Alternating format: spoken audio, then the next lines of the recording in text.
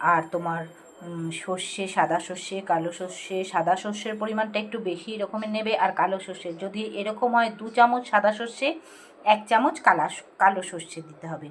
আর তার সাথে দিতে হবে কাঁচা লঙ্কা। সেটা তুমি যে যেরকম ঝাল খাও সেরকম আন্দাজ মতো দিয়ে এবার কিন্তু তার মধ্যে দেবে পোস্ত।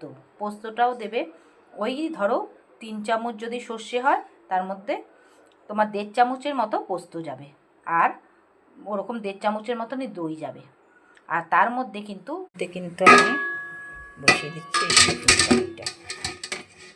দেখো আর সুন্দর করে এই টিফিন কারিটা সেট হয়ে গেল ভালো করে, যাতে জলটা ওর নিচে লাগে।